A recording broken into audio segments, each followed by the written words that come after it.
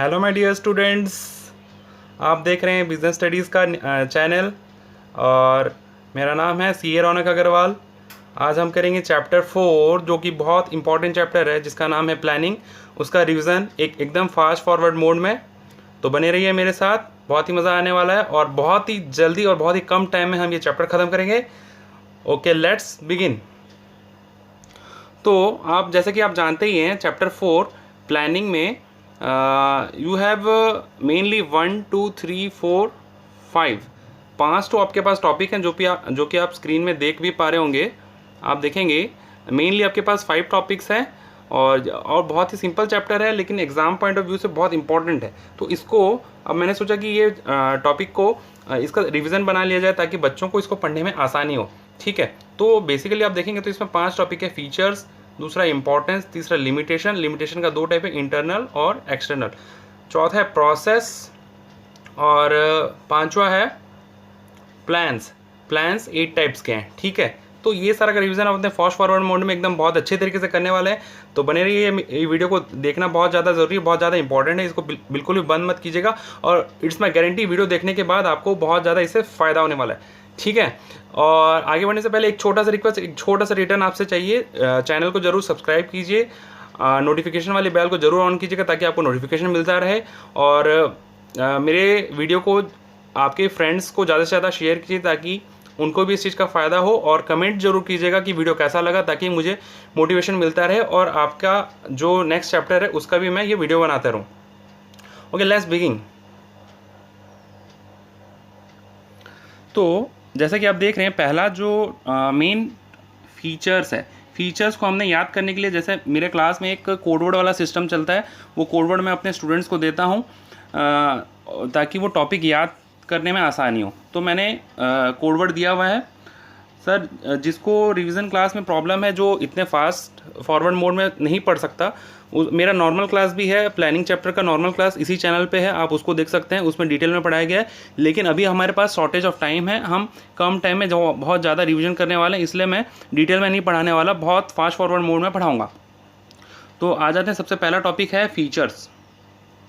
तो फीचर्स में हम अगर देखें, मैं थोड़ा जूम कर देता हूँ फीचर्स को ताकि आपको देखने में आसानी हो। ये देखिए लेफ्ट हैंड साइड में फीचर्स आपका हाईलाइट हो रहा होगा। तो लेफ्ट हैंड साइड में फीचर्स आपका हाईलाइट हो रहा होगा। आप देखेंगे फीचर्स हाईलाइट हो रहा है, फीचर्स हिल भी रहा है। तो सर फीचर्स में क्या क्या है, सबसे पहले एक मिनट,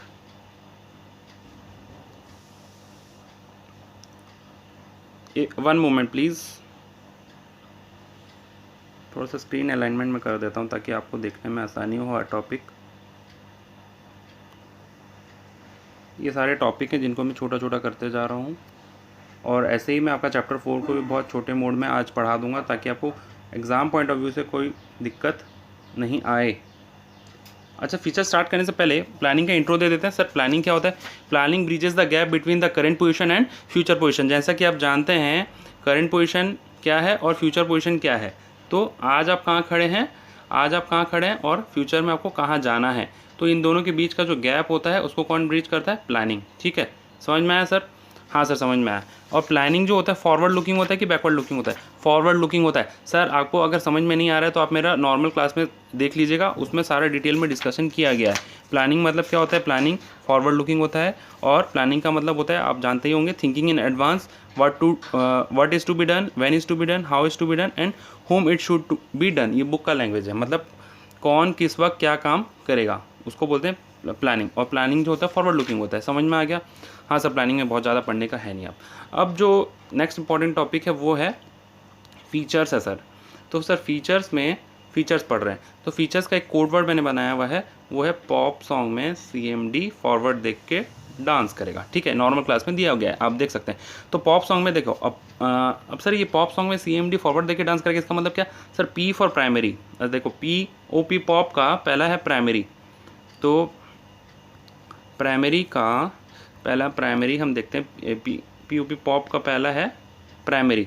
तो प्राइमरी एक्टिविटी मतलब main activity. Planning starts with the determination of objective, मतलब सॉरी प्राइमरी एक्टिविटी मतलब क्या है? प्लानिंग इज द मस्ट, मतलब मेन इंपॉर्टेंट एक्टिविटी। ठीक है, it is the first function to be perform by every manager, ठीक है। और planning most important functions of management भी है, इसलिए चैप्टर 4 है ये आपका, ठीक है। इसके बाद ही सारे मैनेजमेंट वाले चैप्टर शुरू होते हैं। तो प्लानिंग जो है प्राइमरी फंक्शन है, ठीक है। नेक्स्ट है ऑब्जेक्टिव्स। ऑब्जेक्टिव मतलब क्या होता है सर? प्लानिंग जो होता है ना वो ऑब्जेक्टिव को अचीव करने के लिए हेल्प करता है। तो इसमें आपके बुक में पॉइंट हो सकता है कंट्रीब्यूट टू ऑब्जेक्टिव, मतलब ऑब्जेक्टिव को अचीव करने में हेल्प करता है। कौन? प्लानिंग, ठीक है। सर परवेसिव, सर परवेसिव का मैंने एक क्लास में एक गाना गाया था, तू ही तू हर जगह आजकल क्यों है, तू ही तू हर जगह आजकल क्यों है, मतलब परवेसिव। परवेसिव मतलब चाहे जैसा भी ऑर्गेनाइजेशन है, छोटा हो बड़ा हो, सर्विस हो, मैन्युफैक्चरिंग हो, प्रॉफिट हो नॉन प्रॉफिट हो, हर जगह प्लानिंग यूज़ होता है। तो planning is pervasive. C for क्या है? कंटिन्यूस। कंटिन्यूस मतलब लगातार चलने वाला, हमेशा चलता रहता है प्लानिंग। चाहे एक प्लान ख़त्म हुआ उसके बाद दोबारा से फिर से प्लानिंग को फिर से नया ऑब्जेक्टिव के लिए नया टाइप से प्लानिंग चलता रहता है। तो it is a never ending and continuous process. Sir mental exercise मतलब दिमाग का एक्सरसाइज। प्लानिंग में दिमाग का यूज़ होता है, दिमाग लगाना पड़ता है। फ्यूचर पोजीशन में क्या, फ्यूचर का प्लान क्या है, करंट पोजीशन क्या है, सारे ऑल्टरनेटिव को देखना, हायर जो मैनेजमेंट है उनसे बात करना। तो it is a mental exercise, इसलिए बोला गया। डिसीजन मेकिंग मतलब प्लानिंग किस चीज़ में कंट्रीब्यूट करता है? डिसीजन मेकिंग में कंट्रीब्यूट करता है, मतलब डिसीजन लेना है कैसे कैसे क्या करना है, उस सब चीज़ में हेल्प करता है, ठीक है। एक बार मेरे साथ फिर से फीचर्स याद कर लेंगे। फीचर्स में पॉप सॉन्ग में CMD फॉरवर्ड देख के डांस करेगा। क्या करेगा? डांस करेगा। P for primary, O for objective, P for pervasive. Song में नॉर्मल चीज़ है। C for continuous, M for mental exercise, D for decision making. और एक पॉइंट इसमें शायद छूट गया है, नो इशू, मैं इसको बता देता हूँ।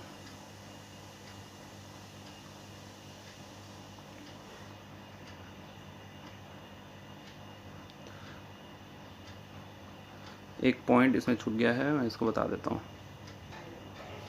ठीक है। फॉरवर्ड लुकिंग, देखिए लास्ट में एक पॉइंट था ना फॉरवर्ड लुकिंग। तो प्राइमरी जो होता है ना, सॉरी जो प्लानिंग होता है ना वो फॉरवर्ड लुकिंग होता है, मतलब फ्यूचर आगे का देखता है, ठीक है। करंट पोजीशन नहीं देखता है, फ्यूचर का पोजीशन देखता है। तो फीचर्स में P फॉर, एक बार फिर से, P for primary, O for objective, P for pervasive, C for continuous, M for mental exercise, D for decision making, F for forward, ठीक है। तो प्राइमरी मेरे ख्याल से फीचर्स खत्म हो गया। हाँ सर खत्म हो गया, आगे बढ़िए, ठीक है। मैं आगे बढ़ जाता हूँ। अगर आपको डिटेल में देखना है तो आप मेरे नॉर्मल क्लास में चले जाइए। सर फीचर्स हो गया है, अब आगे बढ़ते हैं, ठीक है सर।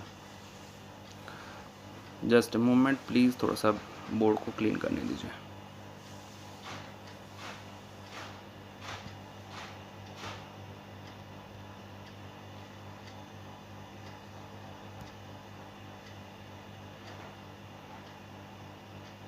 फीचर्स हो गया, अब है इम्पोर्टेंस।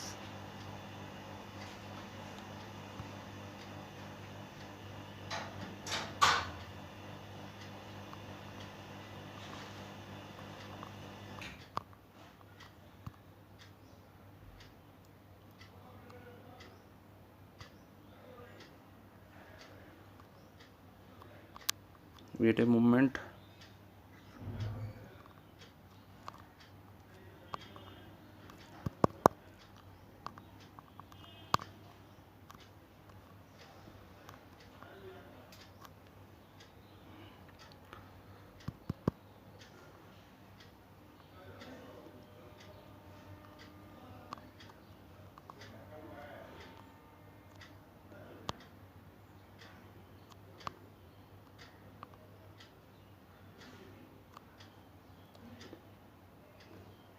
देखिए आप इंपॉर्टेंस देख पा रहे होंगे यहाँ पे। एक मिनट में हाईलाइट निकाल देता हूँ। सर ये वाला टॉपिक है इंपॉर्टेंस। इंपॉर्टेंस के लिए मैंने एक शॉर्टकट बनाया हुआ है, डग डीओ। अच्छा डग डीओ सर क्या है ये? डग डीओ इसका शॉर्टकट है। पहला पॉइंट है D फॉर डायरेक्शन, देखिए डग डीओ का D फॉर डायरेक्शन ये वाला, U for uncertainty, C for controlling, D for decision making, I for innovative idea, O for overlapping activities और ओवरलैपिंग एक्टिविटी को रिड्यूस करता है। ठीक है। तो सबसे पहला इंपॉर्टेंस क्या है, मतलब प्लानिंग क्यों किया जाता है, इंपॉर्टेंस क्या है, प्लानिंग का ज़रूरत क्या है। तो इंपॉर्टेंस को हम याद करते हैं डग डीओ के मदद से। तो पहला पॉइंट है डायरेक्शन। प्लानिंग प्रोवाइड्स डायरेक्शन, मतलब दिशा बताता है कि किस साइड में आपको जाना है, किस वे में आपको जाना है, तो इट प्रोवाइड्स डायरेक्शन, तो इसलिए इंपॉर्टेंट है। दूसरा क्या है, यू फॉर अनसर्टेनिटी, मतलब अनसर्टेनिटी जो होने वाला कुछ तकलीफ होता है उसको दूर करता है। Planning help manager to face uncertainty because planners try to foresee the future. मतलब क्या है, वो जो प्लानर्स होते हैं वो पहले से फ्यूचर देख लेते हैं, तो फ्यूचर में आने वाली अनसर्टेनिटी को वो लोग क्या कर पाते हैं, दूर कर पाते हैं, ओवरकम कर पाते हैं। ठीक है, तो 2 पॉइंट हमने किया। पहला क्या है, इट प्रोवाइड्स डायरेक्शन, दूसरा अनसर्टेनिटी को रिड्यूस करता है। हाँ सर। तीसरा क्या है sir, planning helps in controlling. Controlling एक जैसा कि एक स्टेप है मैनेजमेंट का, आप जानते ही हैं। तो ये हेल्प किस में करता है, कंट्रोलिंग में भी। मतलब क्या है, कंट्रोलिंग में बेसिकली क्या चीज़ हमने सीखा है, जो हमने प्लान किया था स्टैंडर्ड और जो हमारा जो एक्चुअल परफॉर्मेंस हुआ वो एक्चुअल है, दोनों को कंपेयर करते हैं और डिफरेंस निकालते हैं, तो वही चीज़ होता है कंट्रोलिंग। अगर प्लान ही नहीं होगा तो स्टैंडर्ड कैसे सेट होगा। तो प्लानिंग क्या चीज़ में हेल्प करता है, मतलब प्लानिंग इंपॉर्टेंट क्यों है, क्योंकि वो स्टैंडर्ड सेट करता है जो कि बाद में यूजफुल होता है कंट्रोलिंग के लिए। सर उसके बाद वाला स्टेप क्या है, helps in decision making. Normal सा बात है, प्लानिंग करोगे तो डिसीजन अच्छा ले पाओगे। अच्छा, प्लानिंग कर से इनोवेटिव आइडियाज़ भी आते हैं, कुछ नए नए आइडियाज़ हैं अगर आपके पास तो वो भी प्लानिंग करने के बाद आते हैं सर। ये बात एग्रीड है, मतलब कुछ नया सोचने के लिए हेल्प होता है। जैसे कि नॉर्मल क्लास में मैंने एग्जांपल भी दिया है कि प्लानिंग करने से कोई फ़ोन का एग्जांपल दिया था, नया नया टाइप का फ़ोन लॉन्च होता है और उसमें क्या होता है, इनोवेटिव आइडियाज़ आते हैं, तो वो ओनली पॉसिबल हो पाता है प्लानिंग की वजह से। तो इसीलिए प्लानिंग इंपॉर्टेंट है सर। ठीक है सर। और उसके बाद क्या, ओवरलैपिंग। प्लानिंग रिड्यूसेस ओवरलैपिंग, मतलब जो किया हुआ काम दोबारा से नहीं होता, तो प्लानिंग रिड्यूसेस ओवरलैपिंग एक्टिविटी। तो ओवरलैपिंग और रिड्यूसेस मैंने एक साथ लिखा हुआ है। Overlapping reduces due to planning. Overlapping activities कम हो जाता है किसकी वजह से, प्लानिंग की वजह से। ठीक है सर, क्लियर हो गया ये चीज़। तो इम्पोर्टेंस ख़त्म किया हमने, अब हम कर रहे हैं लिमिटेशंस। बहुत इंपॉर्टेंट टॉपिक है, देखते रहिए, बने रहिए मेरे साथ। तो हमारा जो टॉपिक आ रहा है, बोर्ड की तरफ देखेंगे सारे बच्चे, बोर्ड की तरफ। ठीक है, हाँ देखो देखो देखो। तो इसमें पहला जो पॉइंट है, देखो 2 टाइप का लिमिटेशन होता है, इंटरनल एक्सटर्नल। सर एक्सटर्नल और इंटरनल, ठीक है सर, इंटरनल और एक्सटर्नल। पहले हम इंटरनल देख लेते हैं। इंटरनल लिमिटेशन मतलब प्लानिंग का लिमिटेशन, मतलब उसका नेगेटिव इम्पैक्ट क्या क्या होता है। ठीक है, फटाफट से पहला है पॉइंट। सर इसके लिए कोई कोड वर्ड नहीं है, ये सिंपल सा टॉपिक है।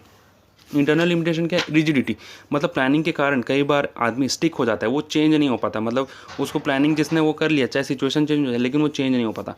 Not work in dynamic environment, जैसे मान लो एनवायरनमेंट चेंज हो गया तो उस वक्त प्लानिंग काम नहीं आता। जैसे आपने जो प्लान किया था और एनवायरनमेंट चेंज हो गया, जैसे कोरोना वायरस इफेक्ट हो गया, कोरोना वायरस फैल गया कंट्री में, और आपने जो प्लान किया था, क्या वो कर पाएंगे कोरोना वायरस के फैलने की वजह से? नहीं। मैंने सूर्यवंशी फिल्म का एग्जांपल इसमें दिया था, not work in dynamic environment. मतलब जो अक्षय कुमार ने सोचा था कि सूर्यवंशी फिल्म को लॉन्च करेंगे 24 मार्च को, बट कोरोना वायरस फैल गया जिस कारण से उनका प्लान काम नहीं आया, प्लानिंग वर्क नहीं किया डायनेमिक एनवायरनमेंट में। ठीक है, अब क्या है, रिड्यूसेस क्रिएटिविटी। प्लानिंग क्या करता है, रिड्यूस क्रिएटिविटी। मतलब जो आपको क्रिएटिविटी है, जैसे मान लें आपके पास कुछ क्रिएटिविटी आया, कुछ नया करने का सोचा आपने, लेकिन आपने प्लान कर लिया था पहले से, जिस कारण से आपका क्रिएटिविटी काम नहीं आया, आप क्रिएटिव नहीं हो पाए, तो ये इसका खराबी है। ह्यूज कॉस्ट, पैसा ज़्यादा लगता है भाई। सर प्लानिंग करने में पैसा ज़्यादा कैसे लगता है, क्योंकि एक्सपर्ट बुलाने पड़ते हैं उस फील्ड के, और एक्सपर्ट बहुत ज़्यादा पैसा चार्ज करते हैं। ठीक है, तो वो बहुत ज़्यादा सैलरी चार्ज करते हैं, जिस कारण से प्लानिंग में बहुत ज़्यादा खर्चा हो जाता है। ह्यूज टाइम, TIMR लिख दिया बट ये गलती से लिखा गया है, बट ह्यूज टाइम है वो, ह्यूज टाइम लगता है, बहुत ज़्यादा टाइम कंज्यूमिंग प्रोसेस है। पास्ट को देखते हैं, फ्यूचर को देखते हैं, इवेल्युएट करते हैं ऑल्टरनेटिव, वो उसके बाद ही प्लानिंग हो पाता है। तो it's a time consuming process, तो ह्यूज टाइम भी लगता है। No guarantee success. तो क्या प्लानिंग करने के बाद ये ज़रूरी है कि सक्सेस मिलेगा ही मिलेगा? नहीं सर, कोई गारंटी नहीं है। हमने प्लान किया, लेकिन ज़रूरी है वैसे का वैसे ही प्लान हो। हमने जैसे प्लान किया कि हम अब की बार बिजनेस स्टडीज़ में 80 मार्क्स 80 आउट ऑफ 80 सिक्योर करेंगे, बट क्वेश्चन टफ आ गया तो वही बात है, गारंटी सक्सेस तो मिलता नहीं। लेकिन मेरे साथ अगर ये रिवीजन क्लास करते रहे तो आपको गारंटी सक्सेस मिलेगा, ये मेरा गारंटी है। ठीक है, अगर रिवीजन क्लास को अच्छे से किए और इसी क्लास को अगर 2-3 बार कर लिए तो आपको पूरा याद हो जाएगा, घर में याद करने का ज़रूरत नहीं पड़ेगा। ठीक है, तो ठीक है, पहला क्या है, रिजिडिटी मतलब रिजिड हो जाता है। Not working dynamic environment, reduces creativity. 4th point है, कॉस्ट ज़्यादा लगता है। 5th पॉइंट है, टाइम ज़्यादा लगता है। और 6 पॉइंट है, गारंटी सक्सेस नहीं मिलता है। तो ये सारा कौन सा लिमिटेशन था सर? ये इंटरनल लिमिटेशन था। ओके, अब क्या करेंगे हम? एक्सटर्नल लिमिटेशन को एक्सटर्नल लिमिटेशन हम पढ़ेंगे। हाँ सर, पढ़ा दीजिए। ठीक है, एक्सटर्नल लिमिटेशन के लिए हमने चूज़ किया रेड मार्कर। तो एक्सटर्नल लिमिटेशन क्या? एक्सटर्नल मतलब नेचुरल कैलामिटी हो गया, मान लीजिए कोई नेचुरल कैलामिटी हो गया, तो उसमें प्लानिंग काम करता है क्या? नहीं सर, काम तो नहीं करेगा, क्योंकि नेचुरल क्लैमिटी हो गया तो कैसे काम करेगा उस सिचुएशन में? जो प्लान्ड है और मान लीजिए कोई आपदा आ गया, कोई अर्थक्वेक आ गया, तो उस वक्त कोई काम नहीं करेगा।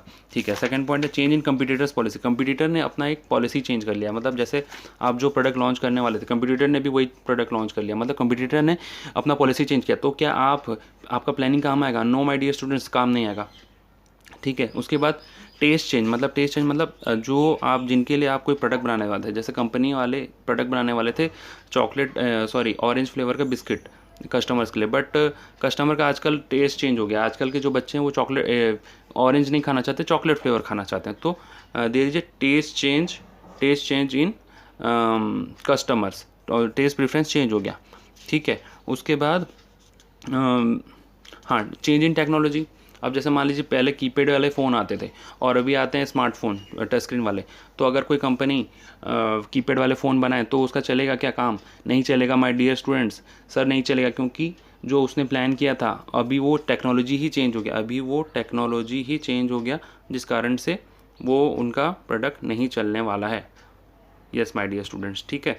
तो ये हुए एक्सटर्नल लिमिटेशन। एक और है GIVT, लिख दिया मैंने गलती से, मतलब स्पेलिंग मिस्टेक हो गया। गवर्नमेंट पॉलिसी GOVT है, चेंज इन गवर्नमेंट पॉलिसी। जैसे मान लीजिए मोदी जी ने कोई पॉलिसी चेंज कर लिया, आप तो जानते हैं मोदी जी अचानक से रात को टीवी में आते हैं और कुछ ना कुछ चेंज कर लेते हैं। तो गवर्नमेंट पॉलिसी अगर चेंज हो गया तो वो क्या उस चेंज में आपका प्लानिंग काम आएगा? नो सर, काम नहीं आएगा। तो ये हमने डिस्कस किया इंटरनल और एक्सटर्नल लिमिटेशन। एक बार फिर से बोल रहा हूँ बच्चे, जिनको अगर डिटेल में जानना है तो डिटेल मेरा क्लास बनाया हुआ है चैप्टर 4 प्लानिंग का, each and every topic detail में डिस्कस किया गया, आप वहाँ से देख सकते हैं। ये अभी रिवीजन क्लास है, मैं इसमें डिटेल में डिस्कस नहीं सकता। इसमें मेरा मेन मोटिव है कि रिवीजन करवाना आपको बहुत कम टाइम में। ठीक है सर, अभी हम नेक्स्ट टॉपिक पे जा रहे हैं। ठीक है सर, अब सर अभी जो दूसरा टॉपिक है वो क्या है? अभी सर जो दूसरा टॉपिक है वो है प्लानिंग का प्रोसेस। अच्छा सर, ये मोस्ट इंपॉर्टेंट टॉपिक है।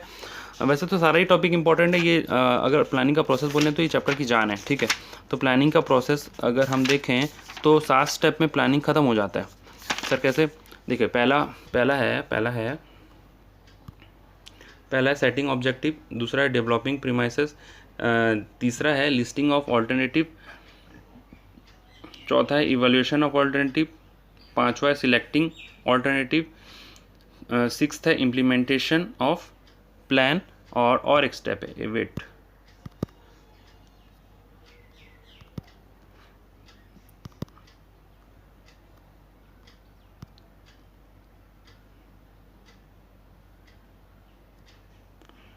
Wait just a moment.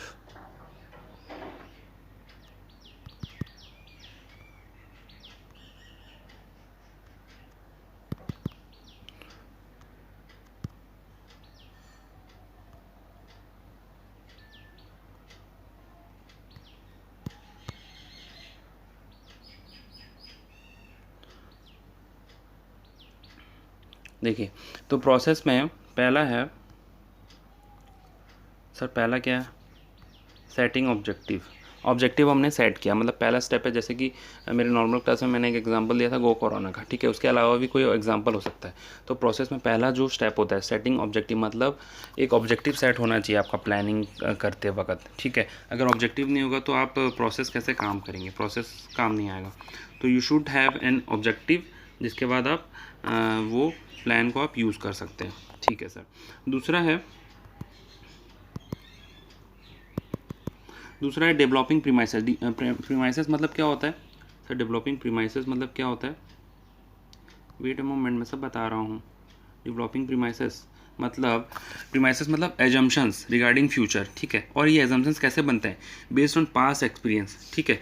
तो ये जो प्रीमाइसेस होता है मतलब जैसे कि फ्यूचर का एजम्पशंस होता है, फ्यूचर में कोरोना फैलेगा या नहीं फैलेगा, तो वो एक तो एजम्पशंस होता है। और ये एजम्पशंस बनता कैसे? बेस्ड ऑन पास्ट एक्सपीरियंस, ठीक है। तो इसको बोलते हैं डेवलपिंग प्रीमाइसेस। थर्ड नंबर है लिस्टिंग ऑफ वेरियस ऑल्टरनेटिव। तो ये लिस्टिंग ऑफ वेरियस ऑल्टरनेटिव, ये थर्ड पॉइंट है।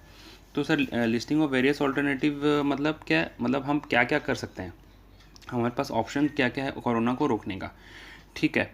अब जैसे कि हमारे पास ऑप्शन है कि लॉकडाउन लगाना है। अब लॉकडाउन भी 3 टाइप का हो सकता है, मतलब 2-3 ऑप्शन है लॉकडाउन में भी, मतलब तो उसी को बोलते हैं ऑल्टरनेटिव। जैसे कि कंप्लीट लॉकडाउन, एक ऑप्शन है कंप्लीट लॉकडाउन, दूसरा है कि पार्शियल लॉकडाउन, और तीसरा है कि lockdown with essential stores open. तो देयर आर 3 ऑप्शन, 1, 2 और 3। तो इसको बोलेंगे लिस्टिंग ऑफ ऑल्टरनेटिव। हमारे पास जो जो ऑप्शन है उसको लिस्ट कर देना, वहाँ पे लिख देना अपने पास प्लान में। चौथा स्टेप क्या है सर? सर चौथा स्टेप है इवैल्यूएशन ऑफ ऑल्टरनेटिव। मतलब हम अब जो ये 3 ऑल्टरनेटिव हमने लिखा,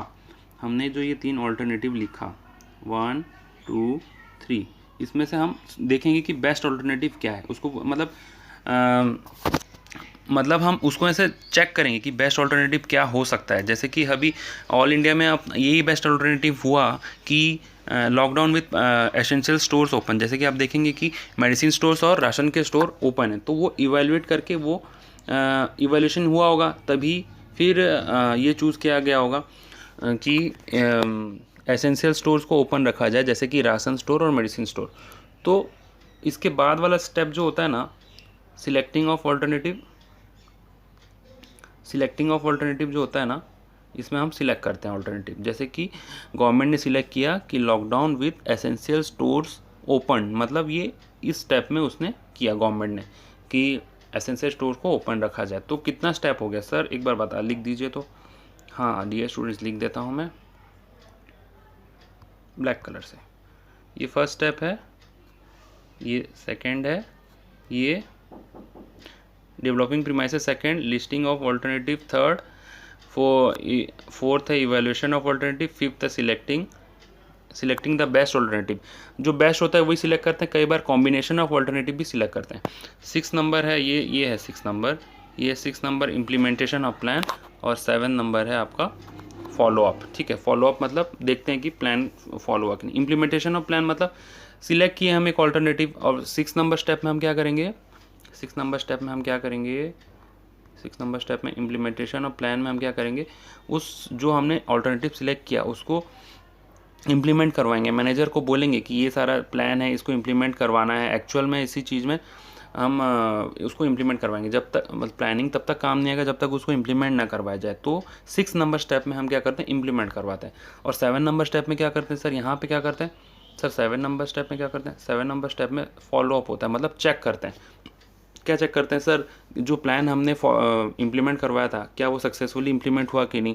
तो मैनेजर बार बार चेक करता है कि मैंने जो प्लान हमने फॉलो करवाया था, हम हमारे एम्प्लॉयज़ को बोला था कि वो, जैसे हमारे इंडिया में एक प्लान बना था कि एसेंशियल स्टोर्स ओपन रहेंगे, मेडिसिन के स्टोर और राशन के स्टोर, इसके अलावा सारा कंप्लीट लॉकडाउन रहेगा। तो जो पुलिस के जो ऑफिसर्स हैं वो क्या कर रहे हैं, बार बार चेक कर रहे हैं ना। तो what they are doing follow up. वो लोग चेक कर रहे हैं कि जो हमने प्लान बनाया था वो काम भी आ रहा है कि नहीं, वो यूज़ हो रहा है कि नहीं, ठीक है। तो फॉलोअप वाला जो स्टेप होता है ना, ये वाला स्टेप, ये बहुत इंपॉर्टेंट होता है, इसमें फॉलोअप करते हैं, ठीक है। समझ में आ गया कितना स्टेप प्रोसेस है, 7 स्टेप का।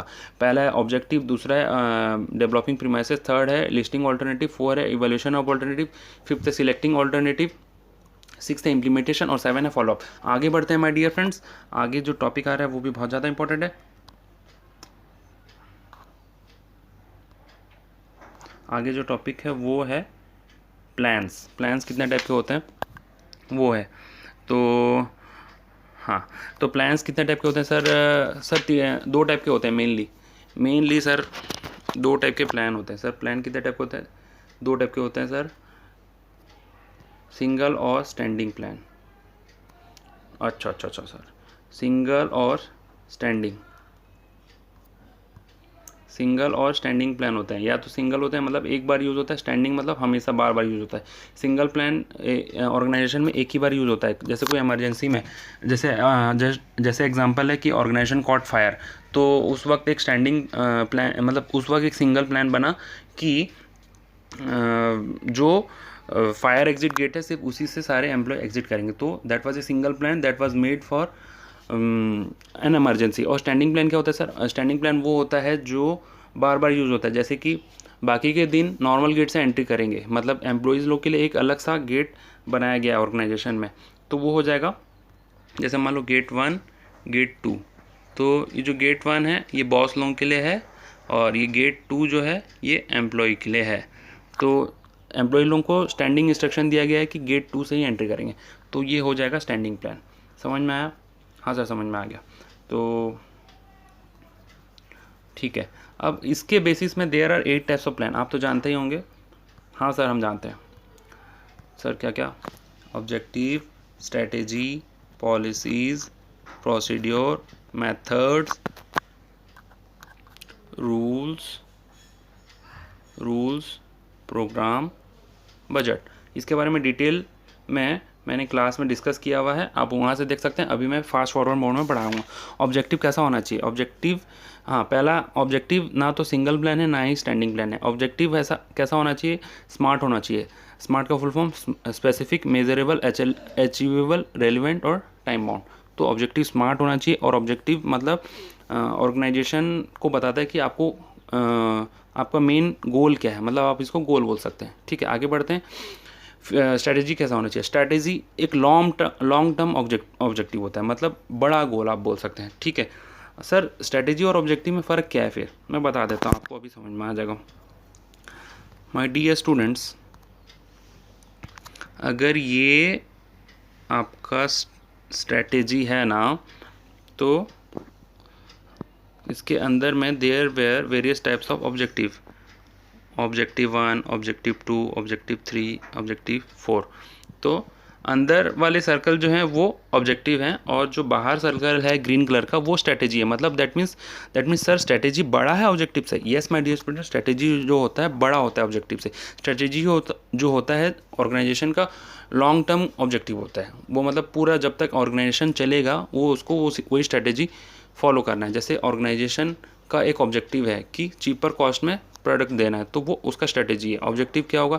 अब चीपर कॉस्ट में देने के लिए वो हर प्रोडक्ट को कम रेट में मिनिमम प्रॉफिट में बनाएगा, तो वो उसका शॉर्ट टर्म ऑब्जेक्टिव हो गया।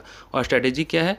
Cheaper cost and customer service. तो स्ट्रैटेजी बड़ा होता है। तो दोनों में क्लियर डिफरेंस समझ में आ गया? हाँ सर, अब बता दीजिए पॉलिसीज़ क्या होता है? Own way of handling problem. जैसे कि ऑर्गेनाइजेशन में एक प्रॉब्लम आ गया तो उसका एक ओन वे होता है। ठीक है, जैसे कि जैसे एम्प्लॉय लोग को बताया जाएगा कि पर्टिकुलर प्रॉब्लम और पर्टिकुलर सिचुएशन में वो प्रॉब्लम को कैसे हैंडल किया जाएगा। ठीक है, जैसे कि आपका एक ऑब्जेक्टिव है, आप ऑर्गेनाइजेशन के एम्प्लॉई हैं और आपका एक ऑब्जेक्टिव है कि सर आपका एक पॉलिसी है कि सर मैं कभी झूठ नहीं बोलूँगा, चाहे जैसा भी सिचुएशन आ जाए, चाहे कस्टमर मुझे कुछ भी बोले, मैं ऑर्गेनाइजेशन के बारे में सच बताऊँ। तो ये आपका ओन पॉलिसी है, own way of handling problem है। सर आगे बढ़ते हैं। आगे क्या है? आगे है प्रोसीड्योर मतलब सीक्वेंस ऑफ स्टेप।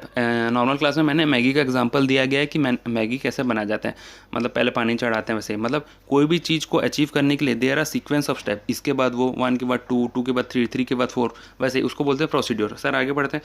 आगे क्या है? आगे है मेथड्स मतलब होता है systematic way of doing repetitive jobs. जैसे ऑर्गेनाइजेशन में रिपीटेटिव जॉब होता है, जैसे कि बिस्किट मैन्युफैक्चरिंग कंपनी का अगर हम एग्जांपल लें, बेस्ट एग्जांपल है, तो पहले जैसे रॉ जो फ्लावर रहता है उसको हम गीला करते हैं। गीला करने के बाद उसमें फ्लेवर वगैरह मिक्स करते हैं, उसके बाद उसको प्रॉपर शेप देते हैं। फिर बेकिंग होता है, बेकिंग के बाद फिनिश होता है, फिनिश के बाद पैकिंग होता है, पैकिंग के बाद बिग पैकिंग होता है। तो वो होता है systematic way of doing repetitive job. जैसे कि अगर ऑर्गेनाइजेशन है बिस्किट बनाने का, तो उसका रिपीटेटिव जॉब है, मतलब डेली का काम है बिस्किट बनाना, तो उस सिस्टमेटिक वे क्या है उसी को बोलते हैं मेथड्स। ठीक है सर। उसके बाद जो स्टेप है, उसके बाद जो प्लान है, प्लान नंबर 6 जिसको बोलते हैं रूल्स। रूल्स मतलब special actions which are strictly followed. Rules का मतलब क्या होता है? रूल्स का मतलब होता है रूल्स का मतलब होता है कि special actions which are strictly followed. जैसे कि एम्प्लॉय को एक स्ट्रिक्ट वार्निंग है कि फैक्ट्री में बातचीत नहीं करना है। तो रूल्स क्या है? फैक्ट्री में बातचीत नहीं करना है। अगर कोई मतलब एक्सेस बातचीत किया है, बदमाशी किया या फिर कुछ और एक्टिविटी किया, तोड़ फोड़ किया, तो उसके लिए फ़ाइन लगा दिया जाएगा। तो उसी को बोलते हैं रूल। रूल होता है आपका स्टैंडिंग प्लान।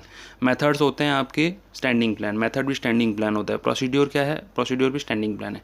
ठीक है, समझ में आ गया? रूल्स मतलब special actions which are strictly followed. उसके बाद प्रोग्राम। प्रोग्राम क्या होता है sir? Combination of objective, policy, procedure and rules.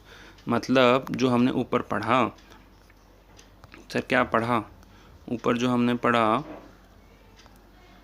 अभी हम प्रोग्राम पढ़ रहे हैं। प्रोग्राम में क्या क्या चीज़ का कॉम्बिनेशन है?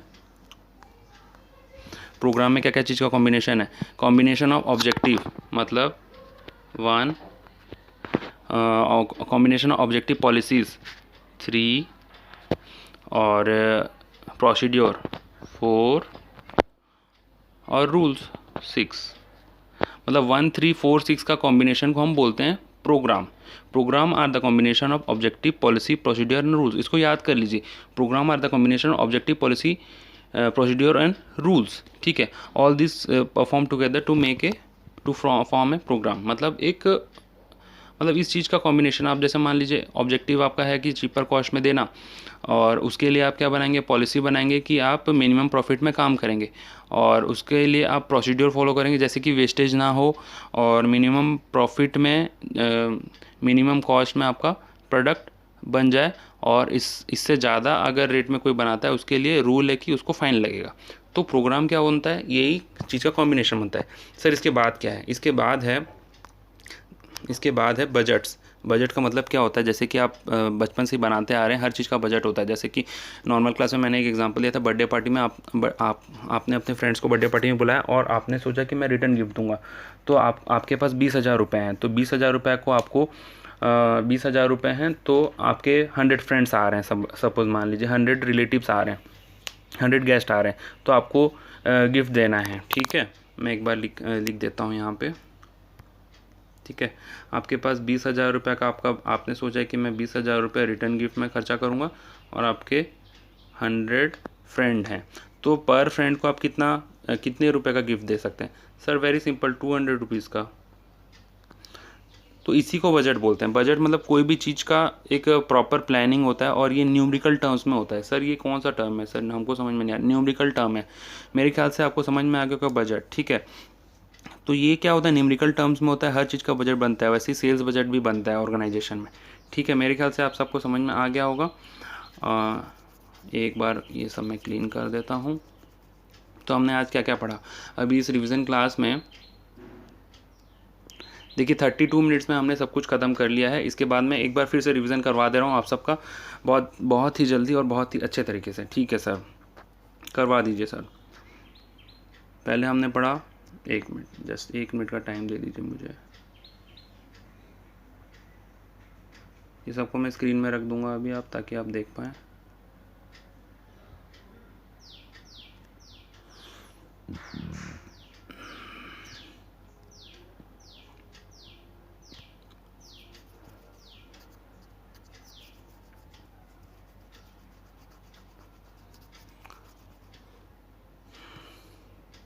वेट जस्ट अ मोमेंट, इस सारा को अरेंज करना थोड़ा टाइम टेकिंग होता है बस, अदरवाइज रिवीजन तो बहुत फास्ट। सर यहाँ पे हमने इम्पोर्टेंस पढ़ा था।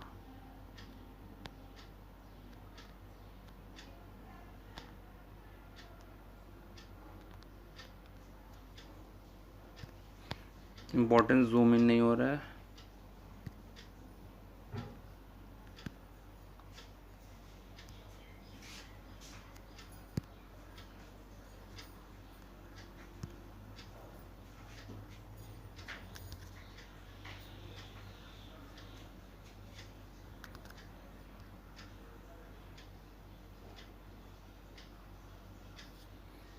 ठीक है, एक बार के लिए ऐसे ही देख लीजिए। मैं इसका स्क्रीनशॉट स्टार्टिंग में भी है, आप उसमें से भी देख सकते हैं। सबसे पहले हमने पढ़ा था फीचर्स।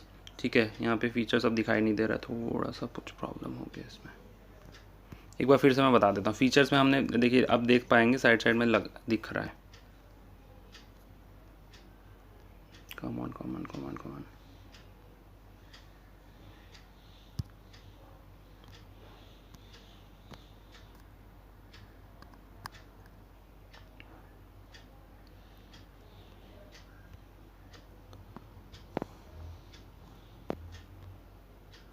देखिए, हाँ, पहला पढ़ा था फीचर्स जो है कि पॉप सॉन्ग में CMD फॉरवर्ड देके डांस करेगा। P for primary, O for objective, P for pervasive, C for continuous, M for mental access, D for decision making. Forward मतलब फॉरवर्ड। जो देखिए जो ये ब्रैकेट में दिया गया है ये उसका कोड वर्ड है और ये इसके पॉइंट है। Primary, objective, P for pervasive, C for continuous, M for mental access, D for decision making, forward मतलब फॉरवर्ड लुकिंग। ठीक है सर। अब उसके बाद आपने पढ़ा था इम्पोर्टेंस। इम्पोर्टेंस का हमने पढ़ा था डग डी ओ मतलब D for direction, U for uncertainty, C for controlling, DO का D for decision making, I for innovative idea, O for overlapping activities reduces. ठीक है, reduces overlapping and wasteful activities. तो ये इंपॉर्टेंस है। हाँ sir, इसके बाद हमने क्या पढ़ा था, लिमिटेशन पढ़ा था। लिमिटेशन में दो टाइप का लिमिटेशन होता है, इंटरनल और एक्सटर्नल। ठीक है, इंटरनल लिमिटेशन में क्या है, रिजिडिटी, प्लानिंग से रिजिडिटी होता है, डायनामिक एनवायरनमेंट में काम नहीं करता है, एंड क्रिएटिविटी को कम करता है, पैसा ज़्यादा लगता है, टाइम ज़्यादा लगता है, गारंटी सक्सेस नहीं मिलता है। तो ये इंटरनल लिमिटेशन हो गया। एक्सटर्नल लिमिटेशन में क्या है, नेचुरल कैलेमिटी में काम नहीं करता है, कंप्यूटर का पॉलिसी चेंज होता है तो काम नहीं करता है, टेस्ट चेंज होता है लोगों का तो काम नहीं करता है, प्रेफरेंस चेंज होता है मतलब टेक्नोलॉजी चेंज होता है तो काम नहीं करता है, गवर्नमेंट पॉलिसी चेंज होता है तो काम नहीं करता है।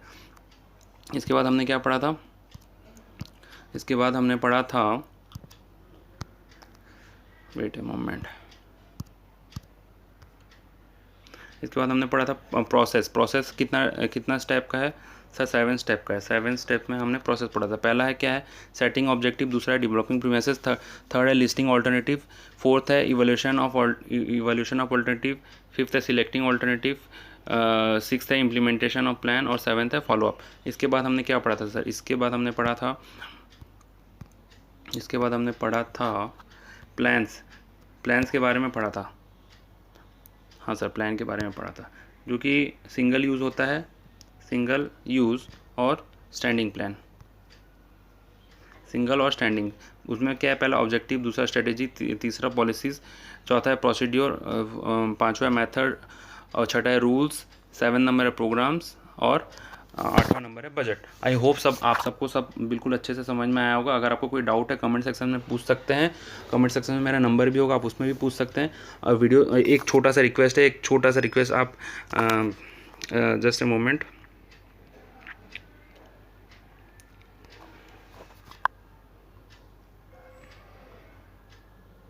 जाते जाते बस एक छोटा सा रिटर्न आप सब से चाहिए। अगर वीडियो अच्छा लगा होगा तो बिल्कुल इसको लाइक कीजिए और इस चैनल को सब्सक्राइब कीजिए। बहुत इसी टाइप के वीडियो आपको मिलते रहेंगे। अपने जूनियर्स को बताइए कि ये चैनल बहुत अच्छा है, इसमें बिजनेस स्टडीज़ के नए वीडियोज़, रिविज़न वीडियो और क्लास वीडियो सारे मिलते हैं।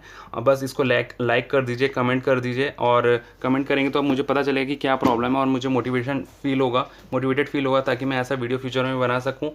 और शेयर ज़रूर करिए वीडियो को अपने फ्रेंड्स तक ताकि सबको इस चीज़ का ज़्यादा से ज़्यादा फ़ायदा हो। और इस चैनल को थोड़ा सब्सक्राइब कर लीजिए। और बस इतना सा ही रिक्वेस्ट है, और क्या, बस इसी तरीके से पढ़ते रहिए और BST में अच्छा मार्क्स लेकर आइए। Thank you very much, bye bye.